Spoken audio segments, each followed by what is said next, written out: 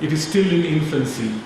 A lot of time when we have almost finalized the dictionaries that we have prepared in CIIL, we wanted to launch, we have faced enormous difficulties because the problem is that the search should not be Roman. The search should also be the Indian script search. And a lot of software that are built in the world today for various kind of search engines are Roman-based search engines. So these are the things that we are slowly trying to overcome. And we have, to some extent, overcome some of these. So the idea is also that further, this is not the end of it. We will sit together, Sahitya Academy, NBT and CIIL, and think of some joint projects, think of some major projects which will be in the area of translation, and particular translation of texts from and into languages which are lesser known languages. We have, of course, had, this is a market force. So if you translate a major writer such as Kuvempu from Kannada to Bengali, or you translate a major writer such as Ayappa Panikkar, poet, from Malayalam to Gujarati, there is some demand, there is some market force which will also take care of the activity. But there is absolutely no market force working for the languages of the Northeast, or the tribal languages, or languages which are spread all around different parts of India, far-flung places. And therefore, we must bring those texts also in our languages and our texts into those languages, so that the divide of we-they, you come from India, the kind of feeling that they have, do you come from India? It's a typical question that you will face in Mizoram or Nagaland or Arunachal Pradesh. This kind of problem will go, because this is not only political activity that can remove these problems. I think it's also very important activity, translation, which can remove these problems. So this is our idea mainly, and we thought that without taking much of this time from you, we can request the heads of 3 organizations present here with G and Devi to spend a few moments to click somewhere so that the site is on, and then we would request Giridhar to come here and take over. We can move ourselves a little bit that side to see what all links are available. So give us a few moments to our technical staff to put the things on, and then give us a few moments to do the clicking, and then eternity to watch Anantamurthy.net. So Dr. Giridhar can come here. So this photograph taking down Here. Okay. I click or I don't click? Don't click, just 1 I second. just go with it. You pretend to click here.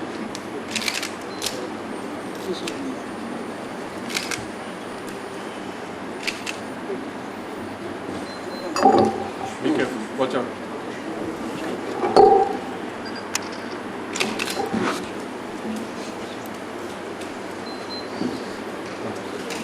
Now you can Actually do it.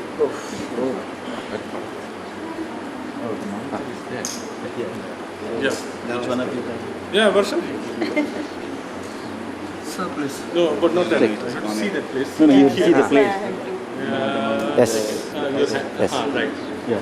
Here. Yeah, click. Yeah, you're right. Okay. Okay, now we can sit in this areas and we can tell us. We all meet to the right. Madam, just be Sorry? stand here. Just so that yeah. All the time. That's it. Wait.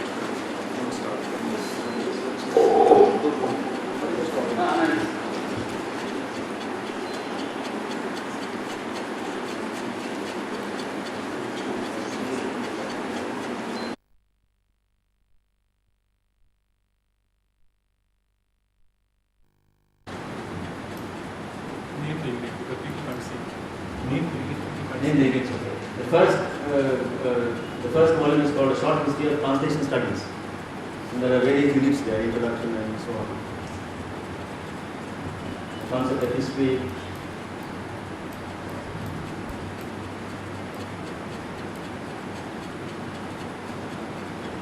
go to any email from here, or we'll show you the number. Then at the end of each unit of the chapter, we have a section called points to remember. There, if you click, then you'll go to points which are concise summary of that unit to make it more user friendly. This is one points to remember section.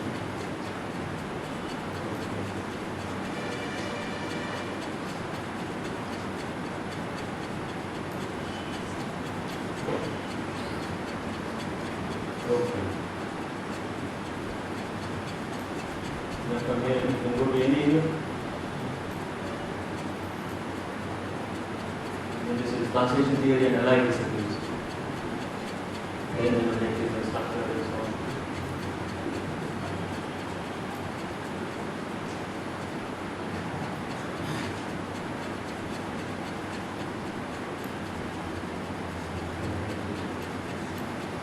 In each course, how many units are there?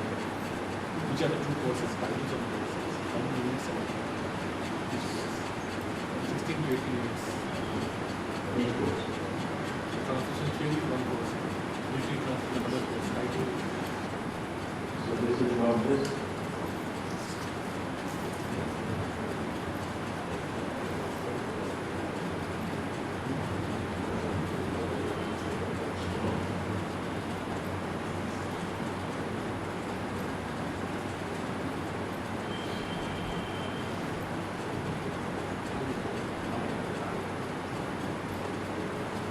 Okay.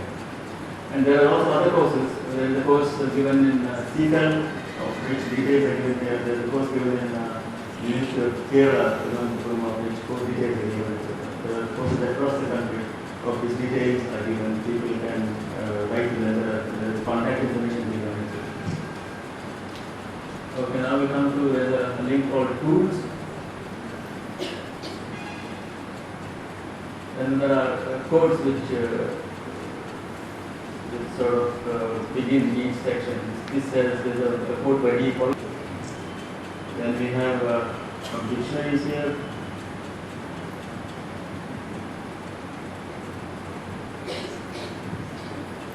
There are various things. This is you have tools that will be many dictionaries, thesaurus, word finders, glossaries, cultural vocabularies, electronic dictionaries, corpora, spell checkers, grammar checkers, and so on. We don't have all of them now in each language. Since this is going to be an incremental site, we will have to prepare these in each language and put them there. They are not available right now. So whatever is available, we have put them on the net.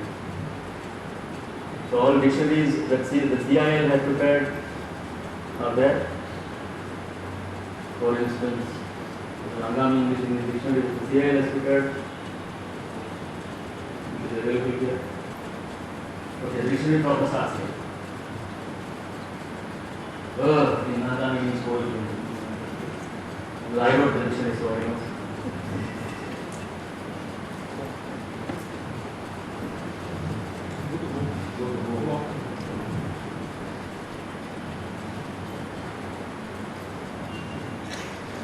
Now, there is a journal which is a subsite of the website, which is called Translation Today. It's not fully yet. Translation Today, welcome to that. Translation Today, the newest journal,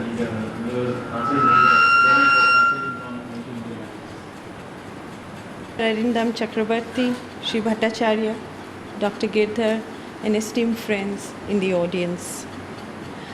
NBT, when it was founded in 1957, its primary objective was to make good literature available, informative as well as creative in the original language in which the writer would have written, and also in translations. Initially, we had our program in 13 languages in which all the books were being translated. Our range of informative literature is quite large. We have books in a series called India, Land and the People, where the books of general knowledge ranging from Indian Constitution and Indian Parliament to coins and railways and sustainable agriculture and crops. Like you name anything on India, and we have published something on it, like temples and paintings and so on. Another informative series is Popular Science, in which there are books on pure science and also medical science, applied science. These books are also being translated in various languages, and we realized that such books were just not available in those languages. Maybe there were scholars and renowned scientists, but then all of them don't have the flair for writing. So we had to find scientists who were also communicators and who could write in the language of the people, common people. And to find translators for such books is not easy, because the translator should be familiar with the discipline of that particular science. Our panel is growing over a period of time, but we are looking for translators who specialize in various areas of social sciences and pure sciences, applied sciences, and so on. So I was very happy to see on this website that there is a course on translation, and I think there should be many more courses and more information also available, so that there are people who would like to enter into this area, but they do not know how to go about it. We have another series called National Biography Series, under which the biographies of eminent men and women, Indian men and women, have been published. We also bring out books for youth. All these books are being translated. They were, as I said, initially in 13 languages, but then few more languages have been added, like Konkani, Manipuri, Nepali, and Kashmiri, and Sindhi. We started 2 years ago a series for continuing education, in which books are written, informative books are written for the continuing education program in the country. These were originally written in 12 different languages, some also in Manipuri and Nepali, and then they are being translated in other Indian languages. So they are basically meant for rural libraries, where educated youth, even teachers, would like to read more on informative topics as well as creative writings. Under this series, we had published at least one novel from each language area, abridged in about 64 to 100 pages for the target readers. Our another series is Nehru Bal Pustakalay, under which we publish children's books. And right from the beginning, these books are being published in 13 languages simultaneously. So the artwork which is done is common for all, but then the language part is translated and placed, rather replaced, and books are published.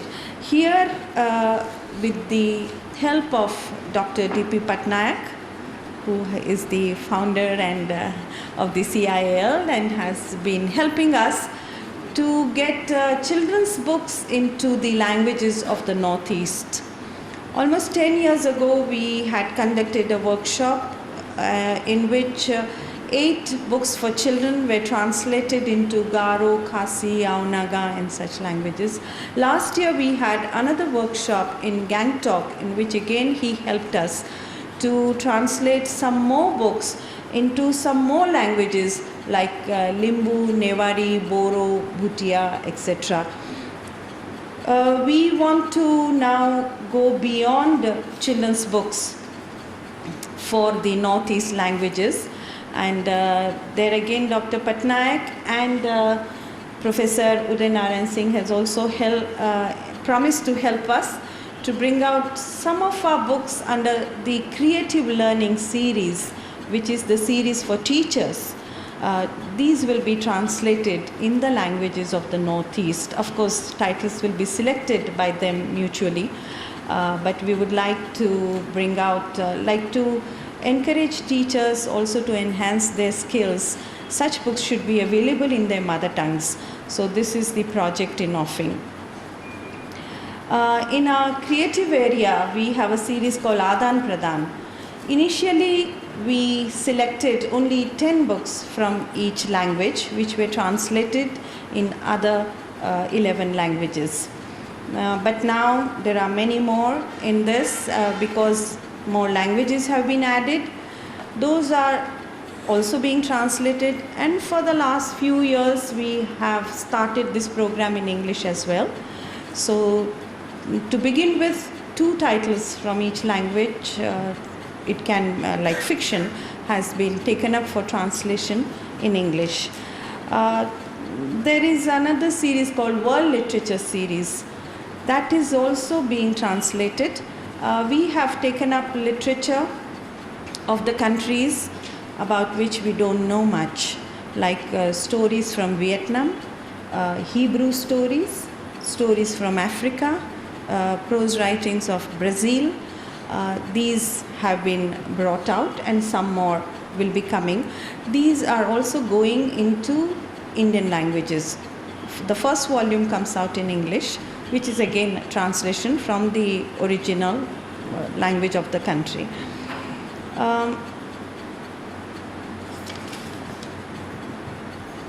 Adan Pradan series had basically started with the idea of knowing our neighbors, and this was more than 30 years ago, when we did not know much about the literature that was available.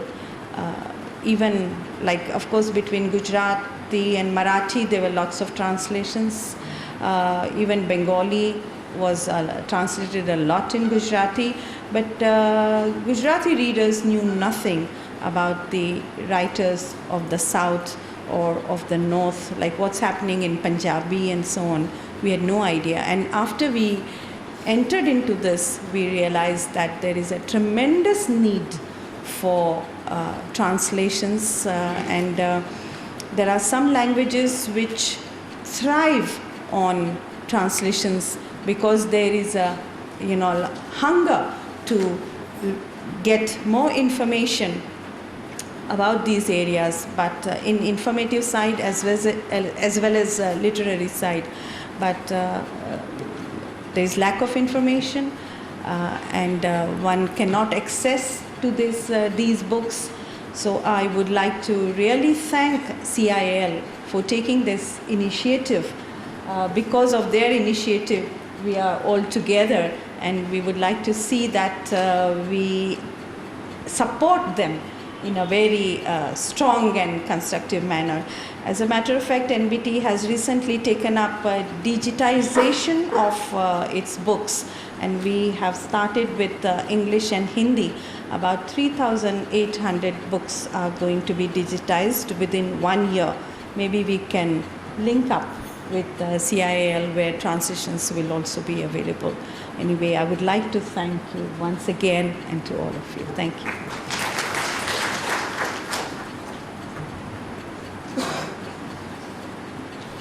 May I now invite Dr. Nirmal Bhattacharya from Sahitya Academy to talk about Sahitya Academy's activities in the area of translation.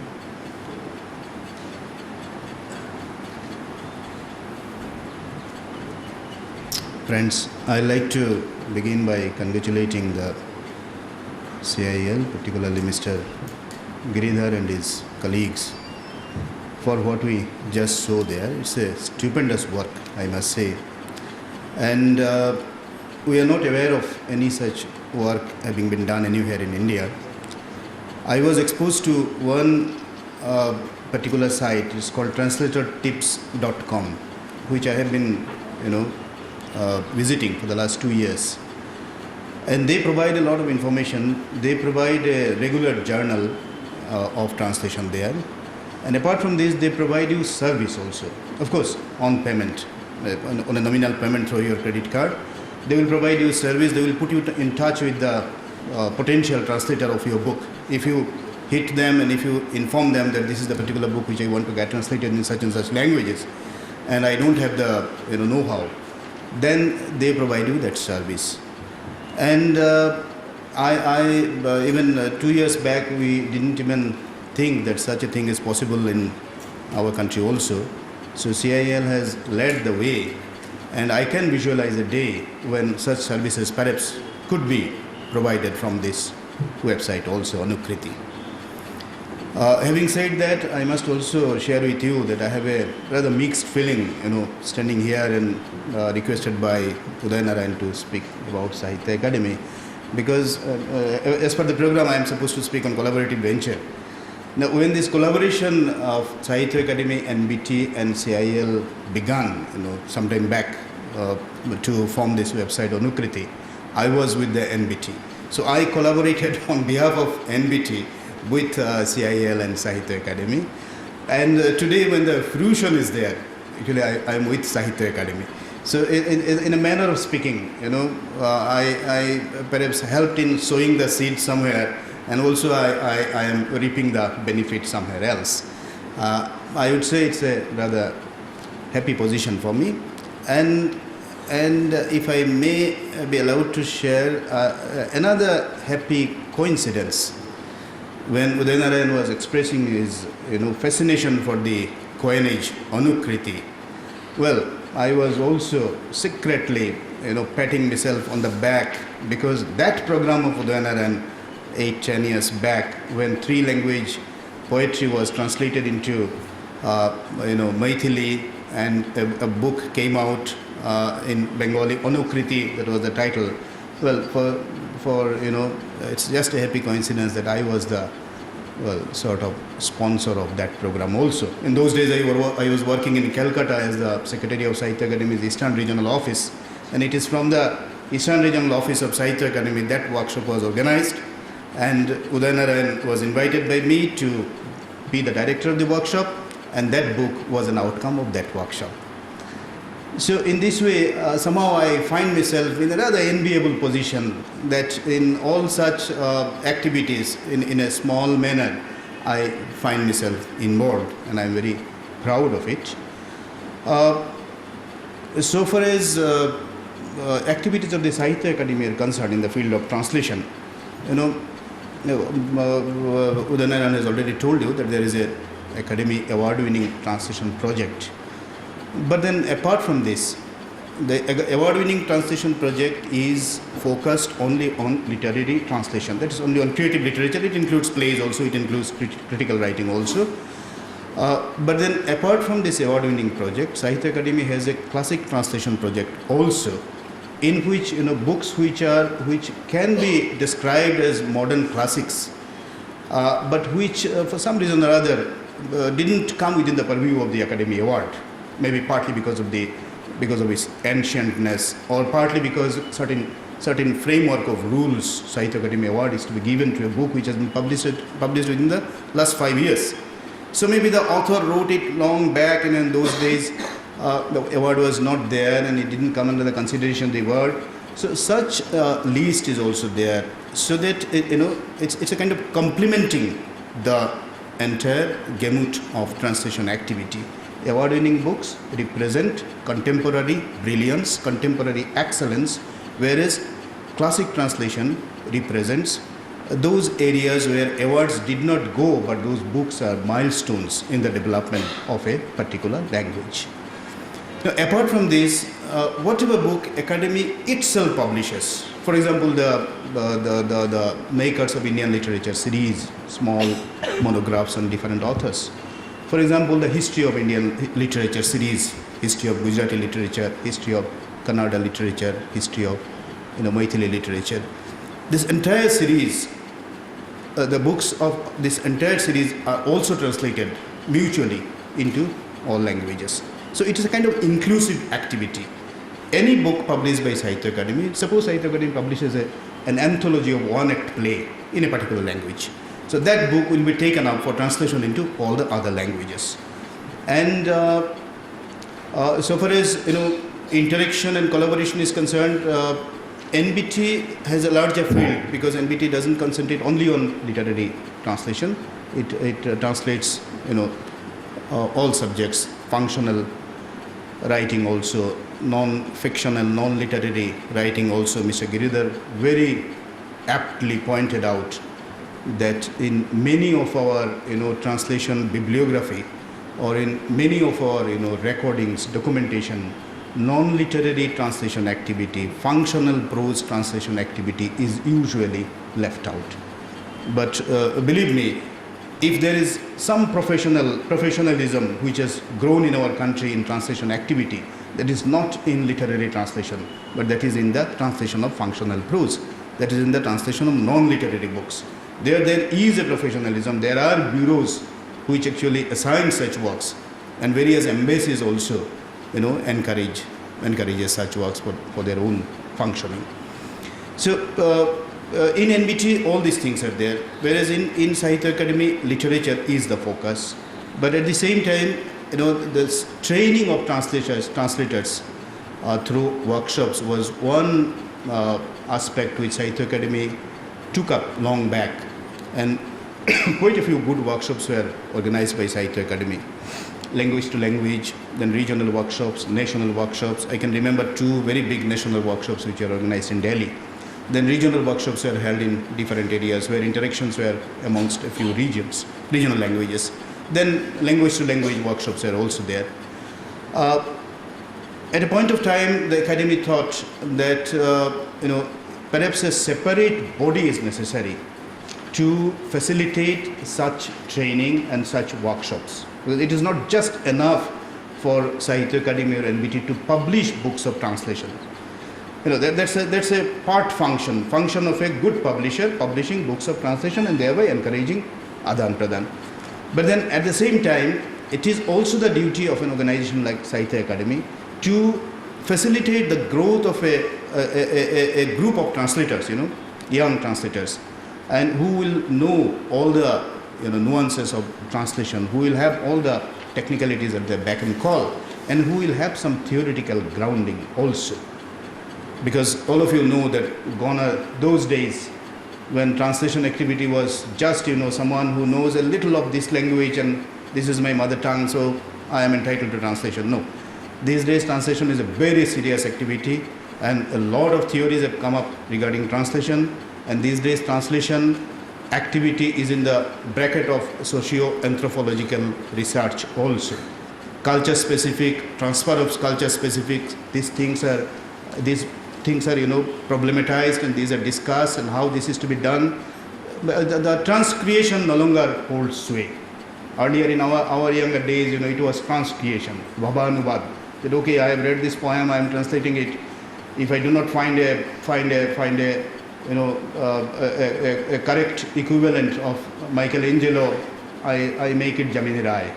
That is how it was done, In T.S. Eliot, the women come and go talking of Michelangelo was made into Bengali, Sundari Romanira Ashya Jai, Mukheta Der Jamini Rai. But whether this kind of, change, transference is permitted by the text, or whether it should be done or not, all these things are being talked about, being thought about. So considering this aspect in mind, Sahitya Akademi launched a separate translation center called Shabdana in Bangalore, very near Mysore. And this center is gradually growing. It's under an honorary director. And from this center, attempts are there not only to publish books, but also to launch such activities of training, of workshops, so that translation activity becomes an end in itself. With these words, friends, I will once again thank all of you, and I will congratulate Dr. Debi also, because whatever we saw there is something which was in incubation for quite a few years in Baroda. So I would say it's a happy passage from Baroda to Mysore. Thank you. Still we are anxious to hear Dr. Debi and his experience in working on this search engine, search bibliography. Basically it was a paper bibliography, now it's paperless, but the work the legwork and the eye work that have gone in to create the bibliography must be stupendous. So a few words from him. Dr. Pattanayak, Dr. Udaya, Singh, friends. It's a very strange feeling I have. These days I spend my time, I distribute my time between looking after buffaloes, teaching village children, collecting rural medicine, folklore, noting songs, helping patients in the city of Baroda, fighting the police, going to jail and getting tribals out and stuff like that.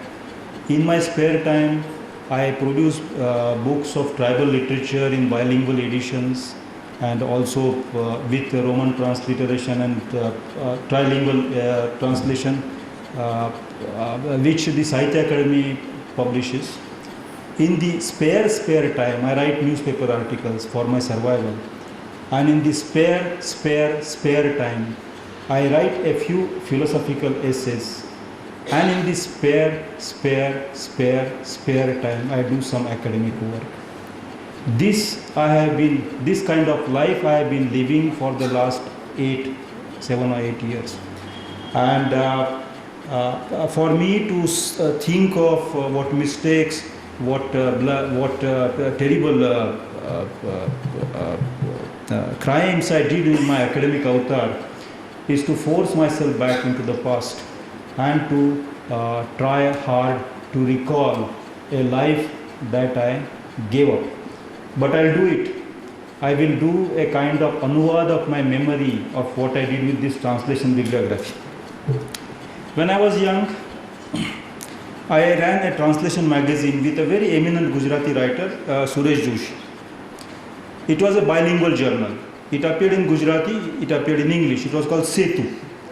And I seen Setu, to become a Setu, as the mission of my life. It's a very simple, easy, it is not like truth and non-violence. I cannot be truthful, I cannot be non-violent. But to build Setu is possible for a simple, ordinary person like me. I thought so. The journal ran for some years, then Suresh Joshi died. And for other reasons, the journal stopped. But then other journals of translation had come up and they were doing quite well. And so I was very happy. Then I had this old typewriter. So one day on a blank paper I was trying to dot the I's and cross the T's of something which I had not written, so that letter T appeared on the paper. And I said T is translation. So I said, what about translation? I said, well, India about translation. And what is India is such a galaxy of languages. So translation from this language to that language, and then I said translation from all languages to all languages. But what about translation from all languages to all other Indian languages? And I said to myself, on that paper, one must have, and you know how when we talk about things not done, we talk in the tone which only the His Majesty or Her Majesty finds appropriate. So I said to myself, one must have a complete history of translation in India, a complete theory of translation in India, and a complete bibliography of translation in India. The thought was wonderful, and it took me full 5 pages to write it down. After writing it down, I did not know what to do with. So I went to the nearest post office, wrote the Sahitya Academy's address and sent it off. And forgot about it, like the letters we send to editors of newspapers. But the Sahitya Academy has a sense of, sorry for saying this, a sense of mischief. They sent a reply to me. They said, do it.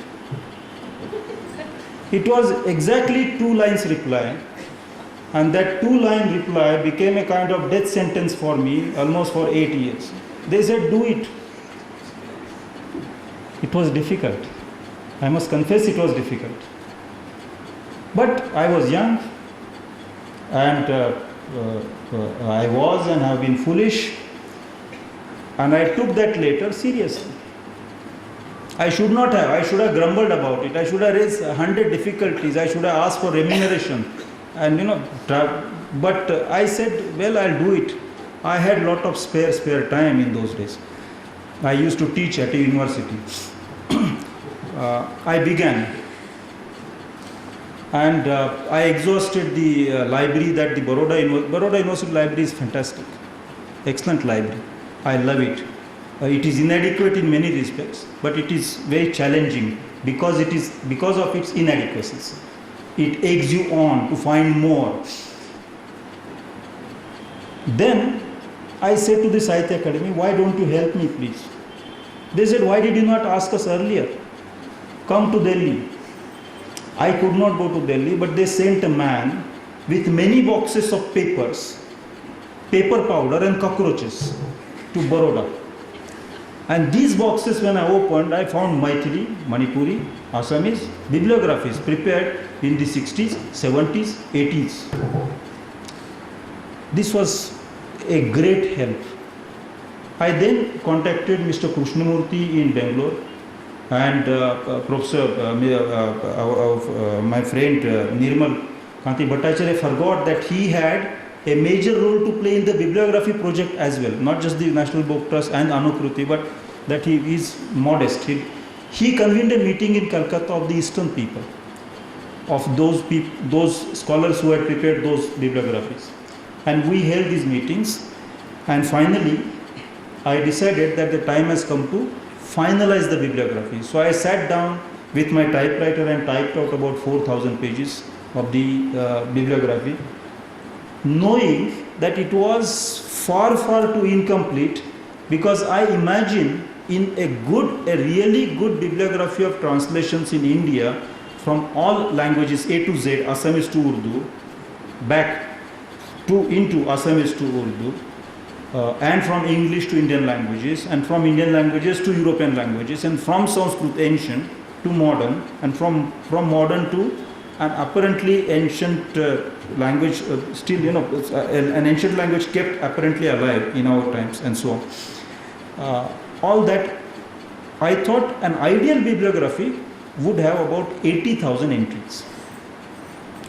And I was here struggling with something like 45,000 or so. So big gaps. The typewriter helped me. It produced those pages. And then I realized that supposing you want to create an index, how will you do it?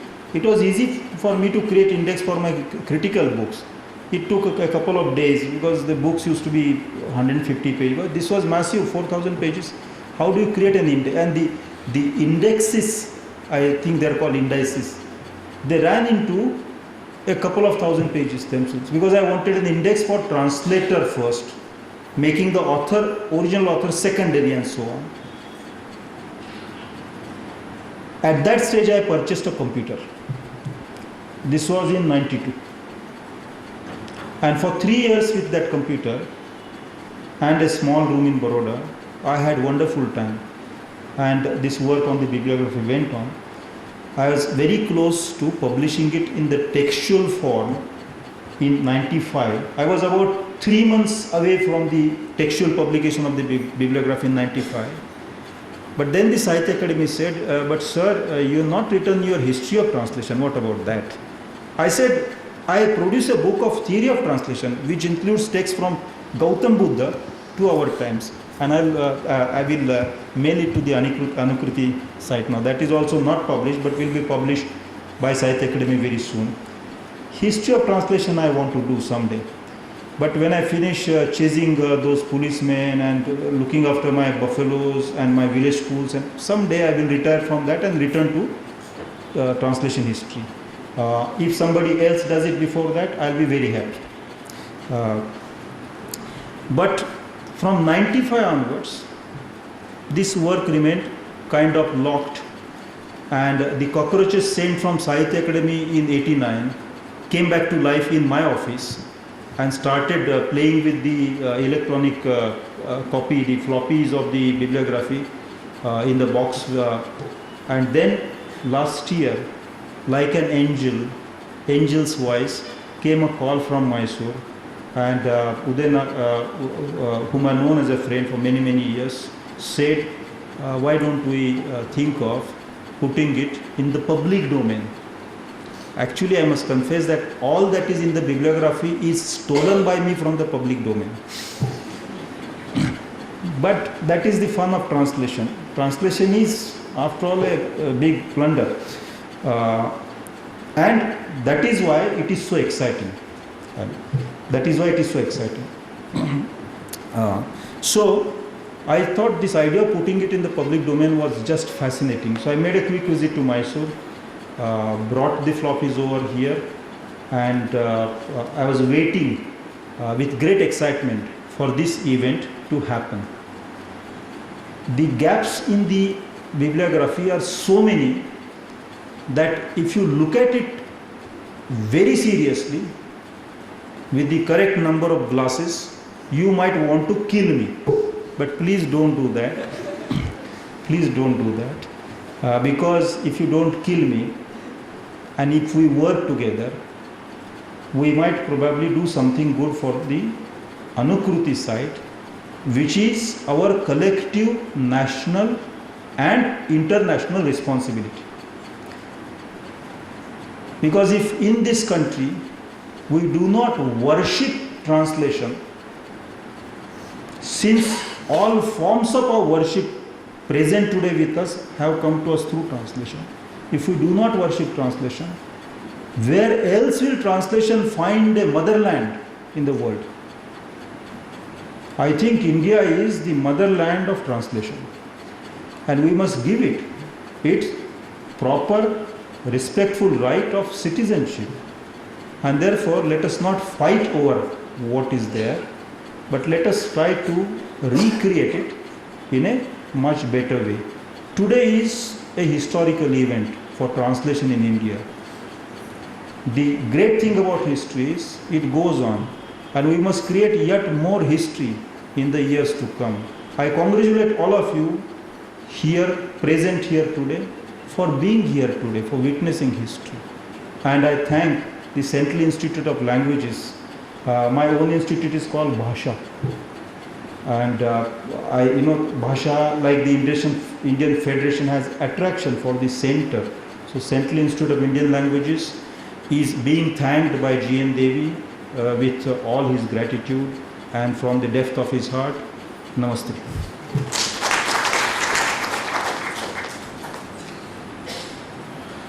The author in G.N. Debi, who, as you know, is an Sahitya Academy Award winning author for his book After Amnesia, and the scholar, both were evident in the way he spoke. If we don't kill him, we will not kill him also for his buffaloes and for his activities among tribals, not only for translation.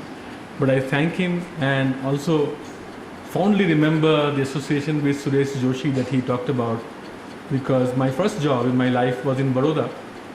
And when I left Baroda, G.N. Debi entered Baroda. But both of us were great friends of Suresh Joshi, who, as you know, is one of the seminal figures in fiction writing in Gujarati, refused Sahitya Academy Award.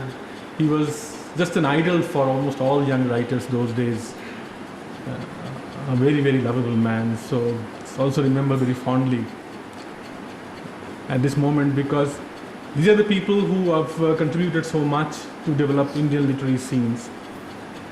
May I now invite Dr. Mallikarjun to give a vote of thanks.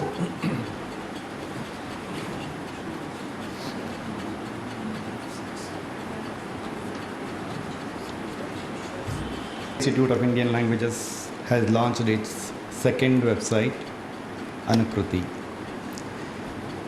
This website is a joint product of the Central Institute of Indian Languages, Sahitya Academy and the National Book Trust.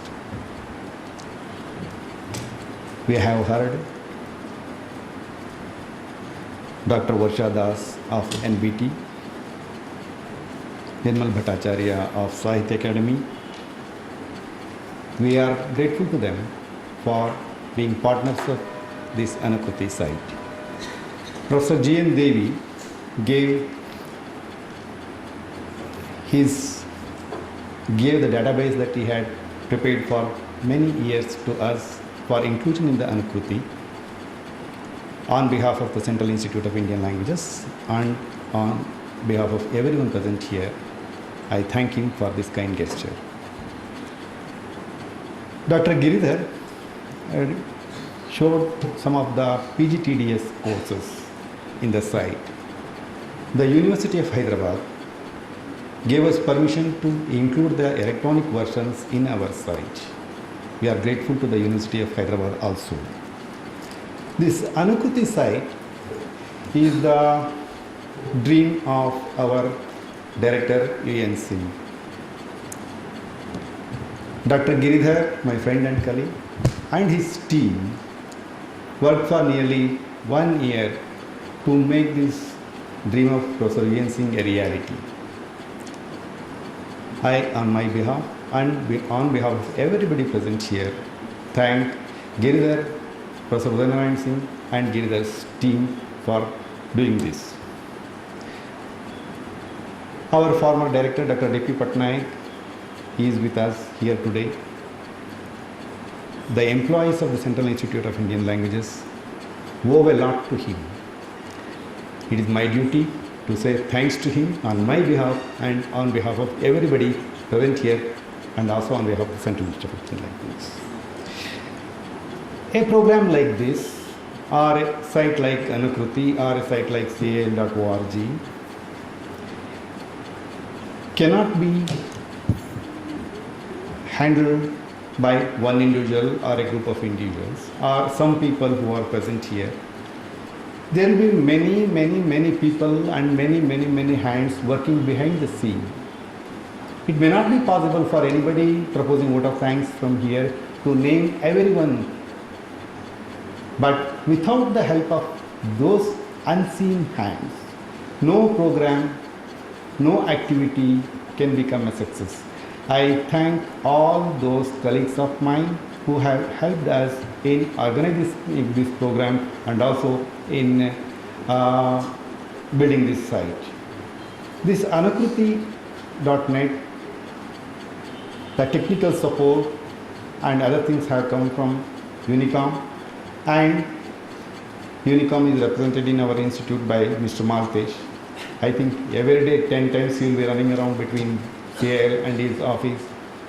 I think it is our duty to say thanks to the Unicom and also to Mr. Maltesh.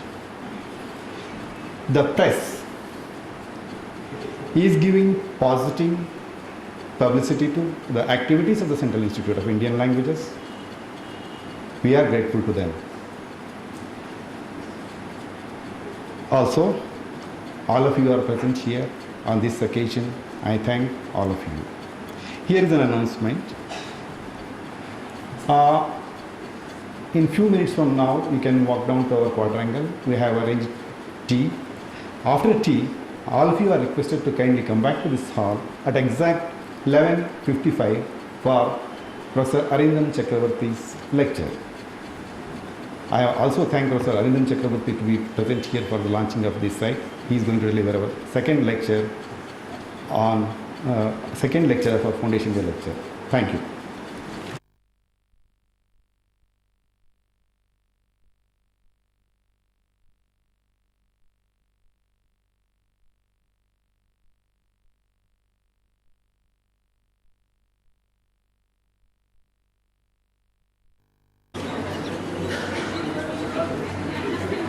Friends, could we begin the next session, the section of Professor Arindam Chakraborty, the second lecture in the series of Foundation Day lecture. And I had the pleasant duty to chair this session. The next session and the last one tomorrow will be chaired by Professor G. and Debi. I have a few things to say which I would read out because I don't have the eloquence of Arindam Chakraborty nor his erudition. But as a thinking and speaking person, which is the only way I can describe myself, I couldn't help myself reacting to the central concern of Arindam. The propositions and the maxims of Sulabha that he talked about, or the positions of several scholars like Ramchandra Gandhi he discussed and debated while talking about the ethics of speech, all of them had one focus, the centrality of spoken word. When we talk of the spoken word, we need to appreciate a few concerns that the inhabitants of the spoken world have. Written words are defined by the text, but how do we look at the author of spoken texts? Are they similar or definable in the same way? When we talk about the ethics of speech, are we concerned with the relationships that obtain among the interlocutors? Or are we defining the relationship between the authors and their words? Or between their words and the world, the real world? Where does the author stand in all these? Is the author standing on a one-way street? Is it a path where none is allowed to get lost? Everyone has a preordained trajectory to follow? Why isn't this street even? We have heard of Durgam Pathastat Kavayo Vadanti, but how inaccessible is the alley, or are the alleys? Are the speech acts and the nature defined for good? Do we have predefined imperatives, or can we impair our interlocutors in as many ways as we can think about? If we are free, how free are we? What awaits the author in the next crossroad? A surprise? Or a direction board? Or a set of icons, the meanings of which are to be discovered if one were to move further? All the factors of speech pose a strange paradox before us. This is my paradox that I am struggling with, but since we are talking about paradox, I might as well mention one. The author, as you all know, complains of the tyranny of words. I suppose the words too must have their own set of complaints, but where would they turn to, or let them be known? The readers are often unwilling to travel halfway through meet the authors, and hence are unable to grasp the import of numerous words and usages. The critics are unable to reopen the body of the word to know about the shame it has had to bear with, or the vices it has had to commit, or the virtues it had itself been aware of.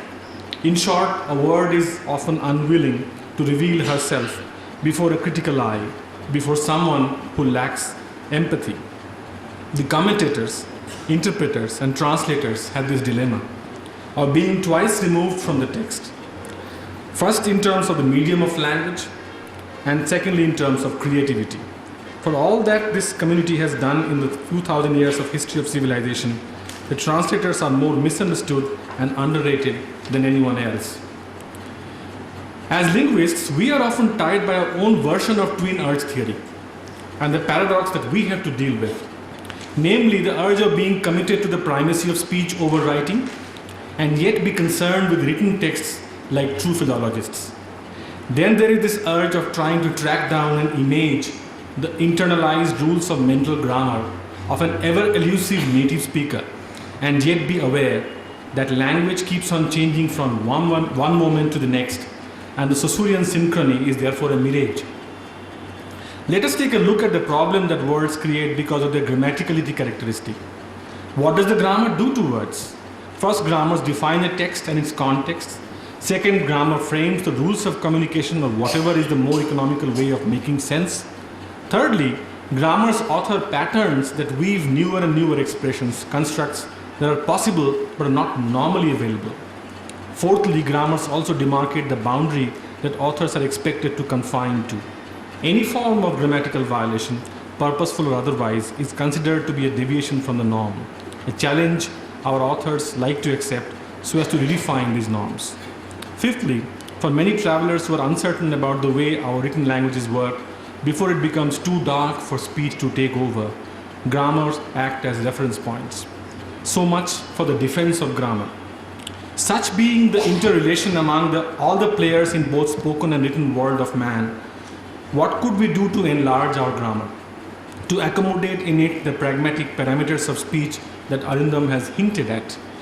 That we have to think carefully as we hear him speak on how to do good things with words. Arindam Chakraborty.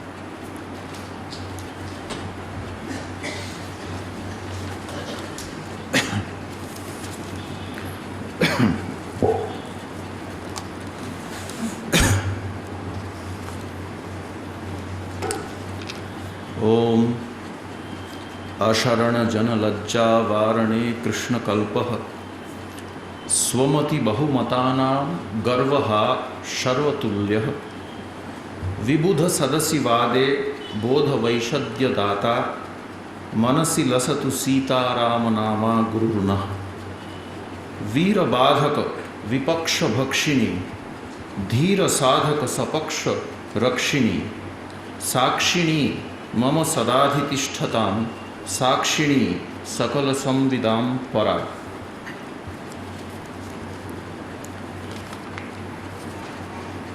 I study as part of my profession token reflexive expressions, and the one that I love most is not I or now or today, but tomorrow. Unfortunately, Henry Miller, in his novel Tropic of Cancer, says something rather damaging about me. He says that the devil's tongue is made of tomorrows. I will answer some of the objections and questions that Udaya Singh has raised tomorrow. And most probably I'll have to say that same sentence again when I speak tomorrow. One of the reasons given, and notice just this very innocuous word, reasons. One of the reasons given in the most ancient Chandogya Upanishad for the adorable, worship-worthy nature of language is that it is language that makes all normative distinctions possible. And I quote my own translation of the passage. Had there been no speech, there would be no way of knowing what ought to be done and what ought not to be done. Neither truth nor falsehood, no good and no bad, no distinction would have existed between what appeals to the heart and what does not. It is speech that makes us know all this. Worship speech. The original. Yadvai vak na abhavishyam na dharmo na adharmo vyajnapayishyan na satyam na anritam na sadhu na asadhu na hridayajmo na ahridayajmo vak eva etat sarvam vijnapayati vacham eva upaswa iti. It is this essential language dependence of all evaluative binaries. I know most of you postmodernists don't like binaries, but I do. Still, I'm old-fashioned enough to make a distinction between true and false still.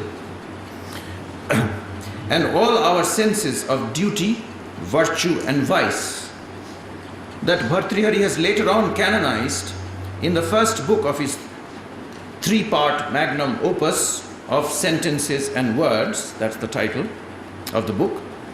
And the text is, Iti kartavyata loke sarva shabdavyapashraya. It is thanks to words that people even have the sense that they have. Not necessarily the same sense everywhere of what ought to be done and what ought to be avoided. Although Bhartrihari's concept of Shabda or language does not quite match with the Mimamsa notion of Shabda or language, the same insight seems to work behind the Mimamsa doctrine that the Vedic imperative sentences are irreplaceable means of knowledge because they tell us what is dharma, what is to be done, and thereby propel us to act according to the moral law. It would be simplistic and crude to interpret all this claimed connection between language and morality, vak, shabda on one hand, and dharma and itikartavyata on the other, in the following really naive and I think mistaken manner. Although traditional Mimamsa scholars have sometimes done it. The argument would go like this. First premise, there would have been no Vedic injunctions without the eternal Sanskrit language. Second premise, there would have been no knowledge of dharma or obligatory moral duties without the Vedic injunctions. Conclusion, therefore there would have been no knowledge of dharma or morality without the eternal Sanskrit language.